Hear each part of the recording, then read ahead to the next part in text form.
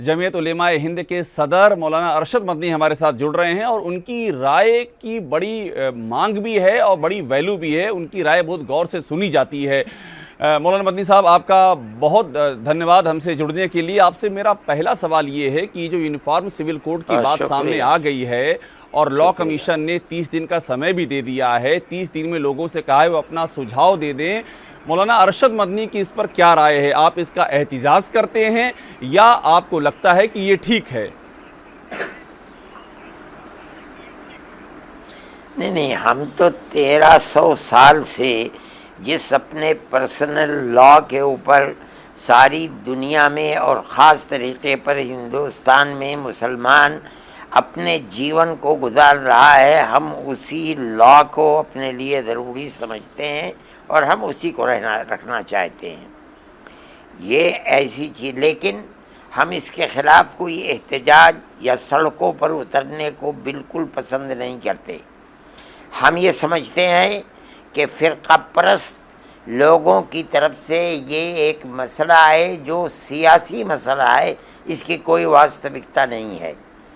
वो इस वोट को हिंदू मुसलमान को अलग अलग करना चाहते हैं और जो काम आज तक नहीं हुआ वो ये लोगों को बताना चाहते हैं कि जो काम मुसलमान के ख़िलाफ़ मुल्क की आज़ादी के बाद से आज तक किसी गवर्नमेंट ने नहीं किया था, हमने मुसलमान को वो चोट लगा दी। जी मदनी साहब, आपने एक बहुत ही महत्वपूर्ण बात आपने कही है। मदनी साहब, आपने एक बड़ी बात कही। आपने कहा कि हम इसका एहतिजाज नहीं करेंगे, हम सड़कों पर नहीं उतरेंगे। आपका ये बयान बहुत मायने रखता है, क्योंकि बहुत सारे ऐसे भी लोग हैं जो कह रहे हैं कि एहतिजाज करेंगे, मुखालफत करेंगे, सड़कों पर उतरेंगे, लेकिन आप इसके खिलाफ कह रहे हैं। आपकी सोच क्या है? आखिर क्यों आप एहतिजाज करने से मना कर रहे हैं? ये बड़ा दिलचस्प मसला है। ये तो अगर ठीक है, जितना एहतजाज किया जाएगा उतना ही हिंदू मुस्लिम में दूरी होगी और फ़िरक़ा परस्त जहन रखने वाले लोग उसमें कामयाब होंगे। कि आपने तय कर दी कि आप सड़कों पर नहीं उतरेंगे, आपने तय कर दिया आप एहतजाज नहीं करेंगे। फिर आप ये बताइए कि आप इसकी मुखालफत कैसे करेंगे? क्या आप सियासी पार्टियों से गुजारिश करेंगे कि वो आपका साथ दें, पार्लियामेंट में से पास होने से रोकें? आपका रास्ता क्या होगा? नहीं, सियासी पार्टियां जो हैं वो ये कह रही हैं कि ये गवर्नमेंट का एक सियासी पहलू है, इसकी कोई हकीकत नहीं है। इससे पहले भी चौहान साहब की सरकर्दगी में एक बनाई गई थी और 2-3 साल की उनकी रिपोर्ट मेरे सामने रखी हुई है। उन्होंने ये फैसला किया था, मोदी जी ही की बनाई हुई थी, कि यकसा सिविल कोड की कोई हिंदुस्तान के अंदर ज़रूरत नहीं है। मैं समझता हूँ कि वो रिपोर्ट गैर सियासी रिपोर्ट थी, बिल्कुल सही रिपोर्ट थी। इस वक्त फिर दोबारा उसको लाना, कर्नाटक के इलेक्शन के अंदर बिल्कुल किनारे हो जाने के बाद वो इस तरह के मसाइल को उठा करके फिर हिंदू मुस्लिम तफरीक को पैदा करना चाहते हैं। मैं समझता हूँ कि चौहान की जो रिपोर्ट थी वो अपने जगह पर सही थी, उसी के ऊपर गवर्नमेंट को अमल करना चाहिए। अच्छा, मुझे एक बात और बताइए मदनी साहब, आपकी बातें बहुत मायने रखती हैं। ये जो हमारे पास बाकायदा डिटेल है कि ये जो यूनिफॉर्म सिविल कोड आने जा रहा है उसमें क्या क्या ख़ास बातें हैं, मैं आपकी जानकारी में ला दूं। उसमें ये कहा गया है कि जो बहुविवाह होता है, कई शादियों का जो प्रचलन है उस पर रोक लगाई जाएगी, हलाला पर रोक लगाई जाएगी, इद्दत पर रोक लगाई जाएगी, लड़कियों की शादी की उम्र को बढ़ाने की बात कही गई है। उसमें तलाक का जो ग्राउंड है वो एक रखा जाएगा, चाहे वो मर्द का हो चाहे औरत का हो, औरत और मर्द को बराबर का हिस्सा मिलेगा। ये जो सारी बातें हैं मदनी साहब, इनसे कोई इख्तिलाफ है आपको? इनसे आपको कोई उरूज है, कोई इनसे आपको नाराजगी इन बातों से? ये बातें आपको सही लग रही हैं?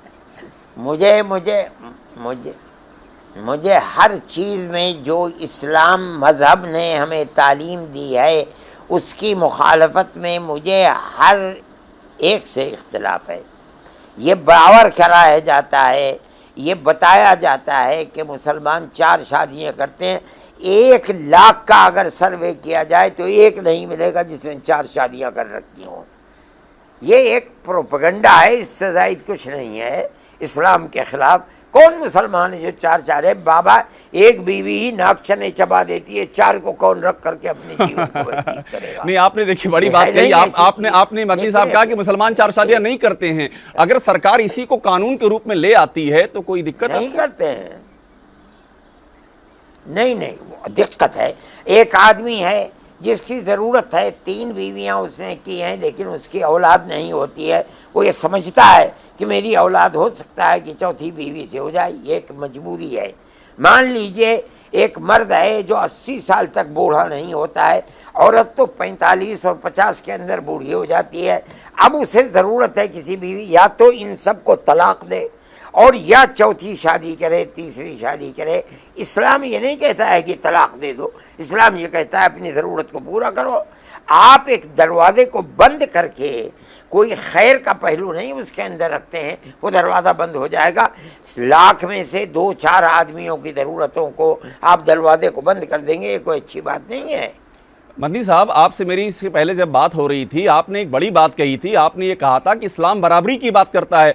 आपने पैगंबर साहब का हवाला दिया और आपने ये कहा कि उन्होंने भी बराबरी की बात की थी, और आपकी बात बड़ी दीगर मुझे बात लगी थी। आप मुझे बात समझाइए कि जब बराबरी की बात आप करते हैं तो मर्द को आप कह रहे हैं आदमी का 3 शादी से नहीं तो चौथी शादी से बच्चा हो जाएगा, तो औरतों के हक हुकूक का क्या होगा? अगर औरतें भी इस बराबरी की बात करें, जैसे मर्द को जो अधिकार मिलते हैं वही अधिकार अगर औरतें भी मांगने लगें तो हमारा समाज कहाँ जाएगा? फिर तो दोनों तरफ से शुरू हो जाएगा। तो इसीलिए एक तो कानून होना चाहिए ना जो सबके लिए समान हो। मतलब ये है कि आप कौन सा कानून चाहते हैं? अगर मर्द 2 शादी करता है तो बीवी को भी 2 शादी की इजाजत दी जाए, ये कहना चाहते हैं आप? दोनों को एक शादी की इजाजत हो, मैं ये कह रहा हूं। दोनों को एक पत्नी एक पति, ये जो कॉन्सेप्ट है इसमें क्या दिक्कत है आपको? दोनों के लिए एक जैसे अधिकार होंगे, जो मर्द के लिए वही औरत के लिए। ये बताइए कि अगर मर्द को जरूरत है दूसरी शादी की तो वो क्या करे? औलाद नहीं होती इस बीवी से, अब बताइए क्या करे?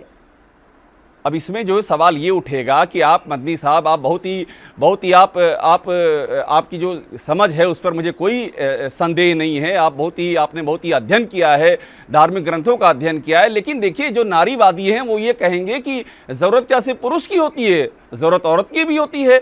और इसी पर मैं आपको आगे ले जाता हूं कि जो संपत्ति में बंटवारे का मसला होता है, आपके यहाँ अभी तक जो नियम है उसमें यह है कि जो औरत को हिस्सा मिलेगा वो मर्द के हिस्से का आधा मिलेगा।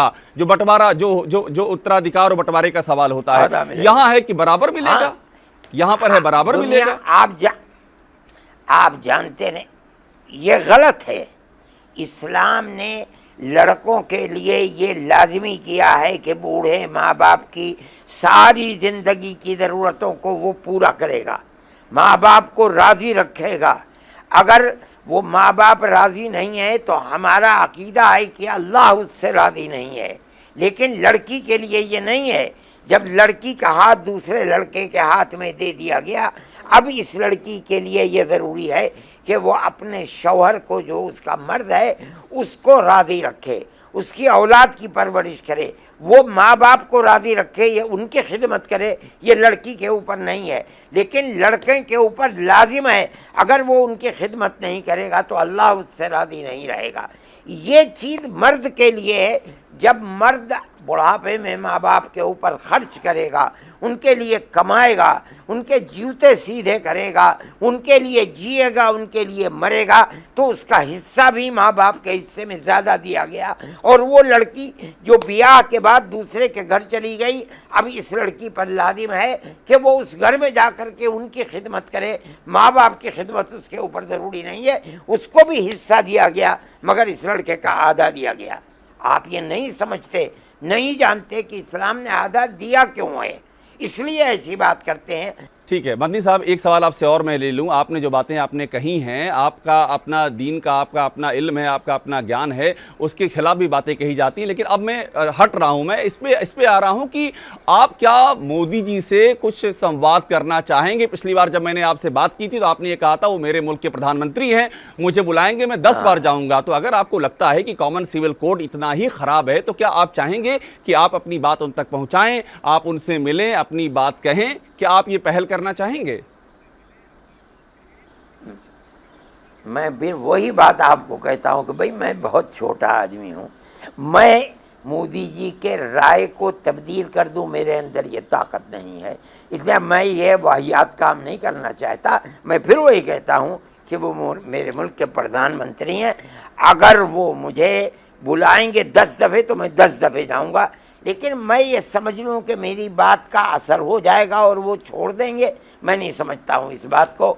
ये एक पॉलिसी है बीजेपी की कि मुसलमान और हिंदुओं को तकसीम कर दिया जाए और सिर्फ हिंदू के वोट के ऊपर हुकूमत बनाई जाए, इसलिए मैं नहीं समझता हूँ कि ये चीज़ मुफीद होगी। मैं छोटा सा आदमी हूँ, सड़क पर चलने वाला आदमी हूँ, अपने घर में बैठा हूँ और मेरी उम्र 82 साल हो गई, मैं अभी इस लायक भी नहीं हूँ। आखिरी सवाल आपसे मैं ये ज़रूर लूँगा कि अगर जिस तरह से बीजेपी के पास सपोर्ट है इस समय पार्लियामेंट में, ये पास हो जाता है तब आप क्या करेंगे? आपने कह दिया आप एहतजाज नहीं करेंगे, आप सड़कों पर नहीं उतरेंगे, तो जब पास हो गया तो क्या करेंगे फिर आप स्वीकार लेंगे इसको? फिर हम क्या कर सकते हैं? नहीं, हमारे पास ताकत नहीं है। अगर ये पास हो गया और कर दिया, बज़ोर ज़बरदस्ती कर दिया गया, हम क्या कर सकते हैं? हमारे पास कोई ताकत नहीं है। लेकिन मैं नहीं समझता हूँ कि जमहूरियत का नारा देने वाली कोई हुकूमत ऐसा करेगी। मेरा ख्याल ये है कि ऐसा नहीं किया जाएगा। इसके अंदर हिंदुओं की भी मुखालफत है। आज बयानात आ रहे हैं कि जो कुछ किया जा रहा है ये सियासत है, इसकी कोई वास्तविकता और हकीकत नहीं है। ठीक है मदनी साहब, आप ये कहते हैं कि अगर उन्होंने ज़बरदस्ती ये कर दिया तो हम क्या करेंगे? हम क्या कर सकते हैं? उन्होंने हमारी बाबरी मस्जिद को ज़बरदस्ती मंदिर बनाया, हम क्या कर सकते हैं? हम कुछ भी नहीं कर सके। इसलिए मैं इस चीज़ को नहीं समझता हूँ, हम कुछ नहीं कर पाएंगे। शुक्रिया मदनी साहब, बहुत शुक्रिया आपको, बहुत धन्यवाद समय देने के लिए।